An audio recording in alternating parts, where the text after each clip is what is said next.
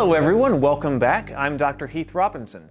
In this lesson, we're going to be talking about the basic techniques of choropleth mapping.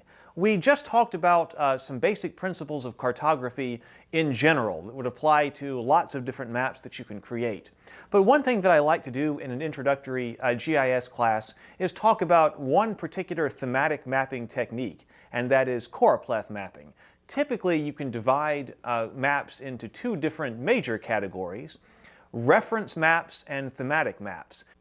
When we talk about reference maps, in general, we're talking about things like wall maps, poster maps of the world, many kinds of maps that go in atlases. Road atlases would be examples of reference maps. These contrast with thematic maps. Let me give you an example of a thematic map. Everybody has seen them. Have you ever seen a map of the United States, for example, or whatever your home country is, that has all of the different provinces or states or regions shaded a different color, showing you which places have the highest population and which have the lowest population? That's an example of a thematic map, and specifically that's actually an example of a choropleth map. That is the choropleth mapping technique, in which you shade a particular region, a particular color, based on some variable, some value of some information that you're trying to convey to a user. So you can tell the difference between something like that, a choropleth reference map that shades, for example, all 50 states in the United States a different color depending on their population density, and a very nice poster map of the United States which has all the cities and the roads is intended to be used as reference. These are two general categories that you may be able to put maps into, and it's very common to want to produce thematic maps, and of all of the thematic mapping techniques, choropleth mapping, where you shade regions like that, different colors, is one of the most common thematic mapping techniques. And it also serves as an excellent illustration in this course about how you have to know both the theory of what you're doing as well as the technical capabilities about how to do it in a particular software package.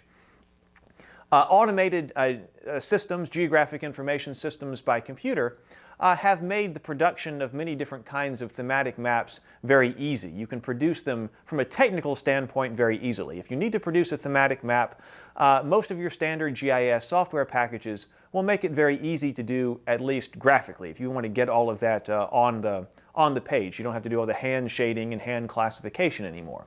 But they still don't have a great understanding about, or any understanding of, what makes a good choropleth map in what particular circumstances, and what actually produces a map that conveys the information that the cartographer is trying to convey.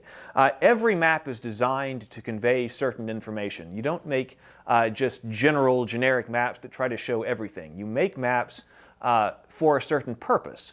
And so if you have a particular data set that you're trying to convey as a thematic map, not only do you have to choose what kind of thematic map to make, but you also have lots of different decisions that you have to make about individual aspects of that thematic map in order to convey the information correctly and convey it in the way that you intend to your user. So that's what we want to study when we're talking about choropleth maps in this lesson.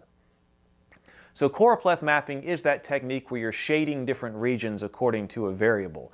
These are very common to produce, and then also, from being an educated user of choropleth maps, you see them everywhere. Everybody has seen choropleth maps.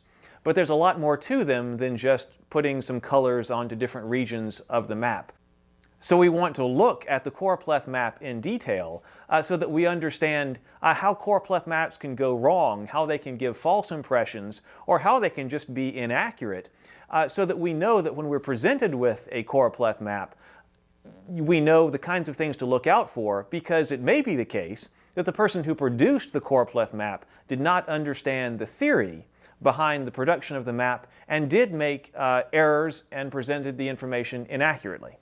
So that's very important from both of those perspectives, producing them and then also using them. Typically, when you get one, you sort of hope that the person who created the map understands all of the theory and produced it correctly, but that may not always be the case. And actually, it's even the case that maps can be used for propaganda purposes. Someone may be trying to intentionally deceive you or intentionally mislead you by using particular choropleth mapping techniques incorrectly, trying to give you a false impression. So you also have to worry about that. You have to be on the lookout for that whenever you're presented with choropleth maps.